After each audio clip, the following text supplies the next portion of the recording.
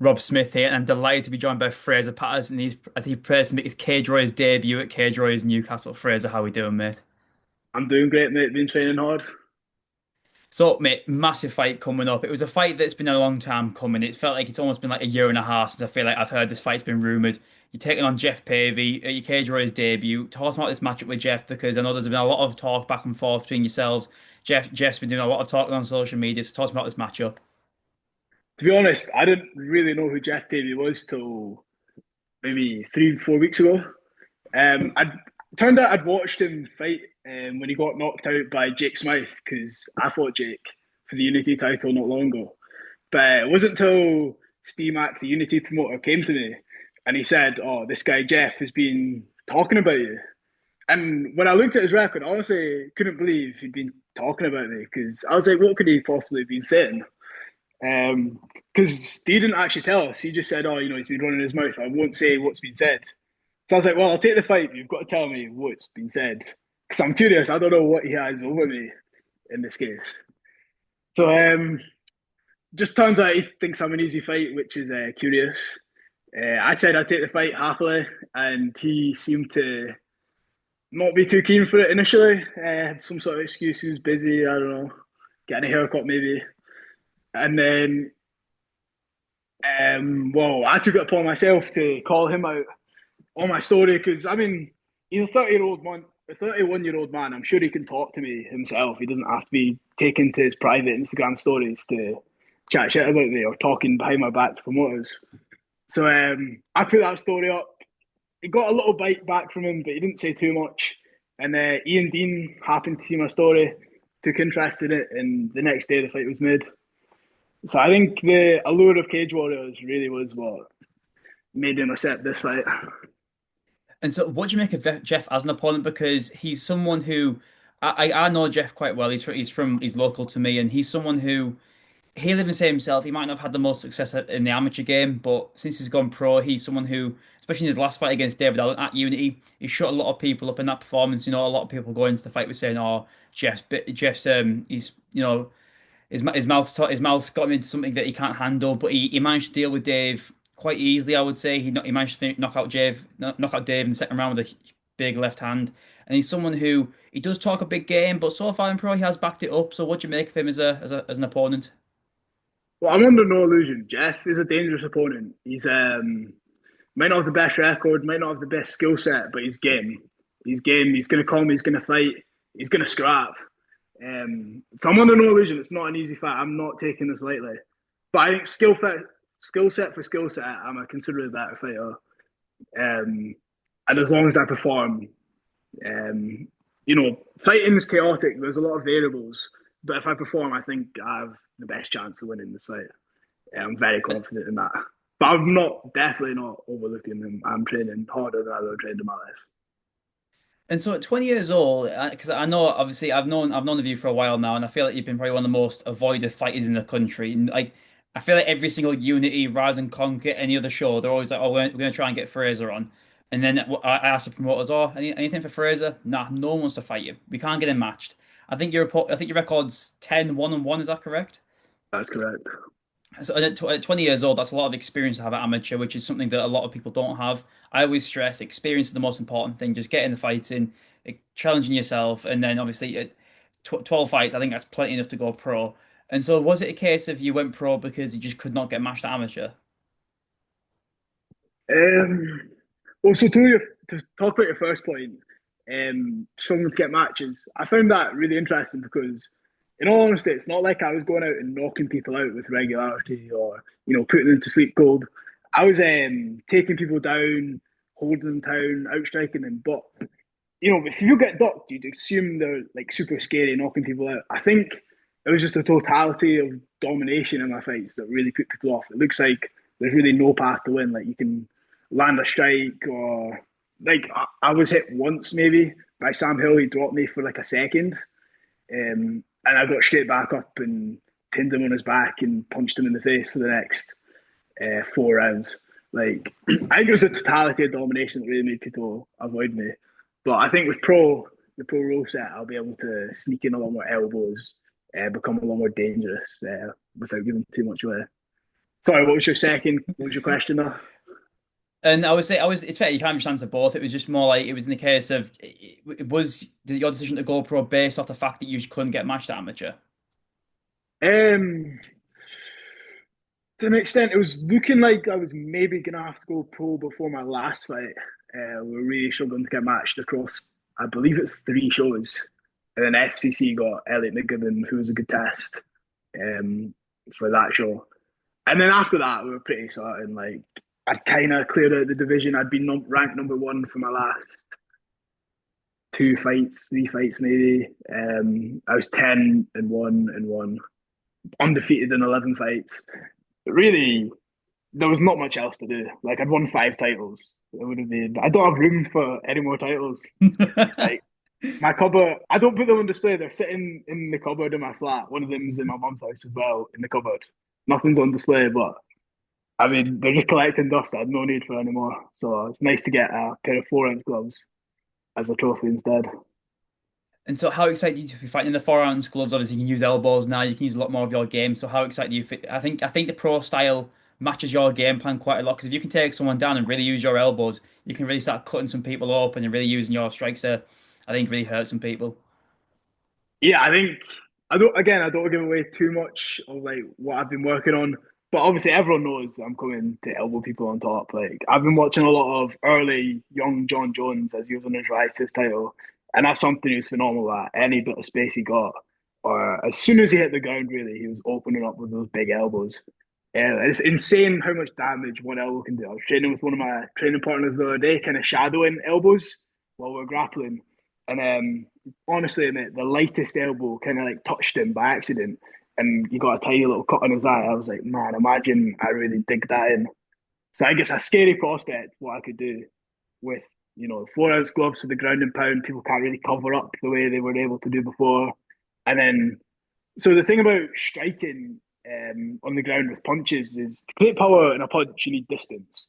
So you need a bit of separation, and in that separation, that gives them what they want, which the distance starts standing back up. With the elbows, you can stay incredibly tight. You can still control with underhooks. You can keep your head really low. You just need to pop up slightly, frame, land a really big elbow. So it's a very different paradigm when you're striking on top in professional MMA. So I think that's going to slide right into my game. 5 minute rounds to break people down. Um, Honestly, I'm really looking forward to it. Knees to the head. I mean, again, what's not to like about I think you're just excited to hurt some people, aren't you? that? And so, how excited do you be fighting Cage Warriors? Because it's not like a lot of people make their pro debut on Cage Warriors. In my opinion, it's the biggest non-UFC organization in Europe. There's when it comes to starting your career, there's nothing better than Cage Warriors. So, how excited are you to wearing the yellow gloves for the first time? Yes, probably shouldn't say this, but I honestly think they probably shouldn't be having debuts on Cage Wars. Like Cage Wars is quite exclusive. It's very high level. Like I'm quite honoured to be making my debut on Cage Warriors because it's obviously not something you see too often, um, and maybe even something that maybe shouldn't be happening unless you get like top tier amateurs with lots of experience. So I guess I fall into that category. But I mean, Cage Warriors is really what I came up watching. Like I remember when I first started training up in Aberdeen, Paul McBain was fighting in Cage Warriors, and that was to me like so cool. I was like, wow, we've got someone in Aberdeen who's a professional fighter fighting in Cage Warriors. So I really came up watching that. Like those were all the coolest guys. Watching Ross Houston from Scotland winning the welterweight title, and then coming to the Geoff Pavey and Reese McEwen fighting to a high level in Cage Wars. Really, I mean, just the idea of fighting those level yellow gloves was really cool. And I cornered my former teammate Damon Donald in his fight against, I believe his name was Callum, in the Braehead, Scott Cage Warriors Glasgow. And just seeing all that, I was like, wow, like, yeah, there's no way I'm going any other route. Like Cage Warriors is definitely where I want to be. And I want to talk about your gym at the Grip House because it's a gym that since I've started this, it's one of the gyms I've got the most respect for. I love I love the work you guys do at the Grip House. Dean Riley, in my opinion, is one of the best minds in MMA right now. There's not many people who know the sport better than he does. So talk about that gym. What the influence of Dean Riley and also like your teammates Adam Thompson. What have they had? What influence have they had on your career? So I honestly, Dean's an incredible coach. Like he's also one of the most humble coaches I've ever worked with.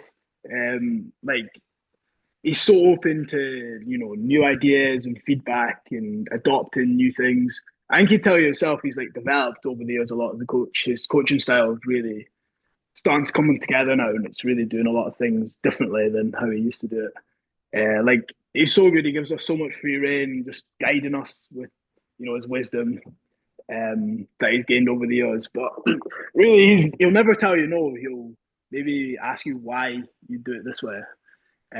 But really, he just directs us in the right path. And his sessions are great. Like we don't waste any time. We get straight in. We do live training, um, and honestly, just great environment. The Grip House is doing an amazing job of motivating the guys, holding them accountable. Because you get the two aspects of coaching: there's the technical and the non-technical, the sort of the mental aspect, and just the discipline aspect of making sure everyone's in on this. And he's really great at both. So it's phenomenal to have someone on you all the time, making sure everyone's in at the session, you're training with intent, you're working on new things, you're pushing yourself. It's amazing to have him in the gym. And then we have great training partners as well. I mean, you mentioned Adam there. I think he's gonna. Well, I mean, we'll see him in the yellow gloves in not too long. He's 5-0 as a pro now. Just won his first title. Rumored to fight for another title soon. Won't say anymore. Um, so he's my main training partner. We train all the time. Do a lot of sessions together by ourselves. So it's phenomenal to have him as a training partner, like a really, really good welterweight to help put it on me, which is what I need. And so we'll go back to this matchup with Geoff. Obviously, we mentioned how there's been some talk back and forth, and Geoff won't mind me saying this. Geoff likes to talk. He talks a big game, and I think that's how he's had a lot of success in pro, especially. I think he's someone who I think in that last fight he really got into his opponent's head with his talking. I think I really showed him the fight. His opponent came in very emotional, really tried to take his head off early on, and just gassed himself out. And so, do you prefer this sort of back and forth build up to a fight, or would you prefer a more respectful, sort of cordial build up? This is the first time that's really happened, to be honest. It's always been pretty cordial. Like, there's never been much. Don't know if I've ever had any conversation back and forth with the opponent prior to the fight. But I don't mind it. I mean, I grew up with two brothers. We were always going back and forth, always on each other. We're super competitive. I have a twin brother actually, so that's about as competitive as it can get. So it really doesn't affect me. I quite enjoy it, to be honest. I couldn't just do it like he does, completely out of nowhere, to random people that I don't have anything against. But since he started it, I mean, it's fair game now. So I'm Yeah. really enjoyed it. It's been a decent laugh.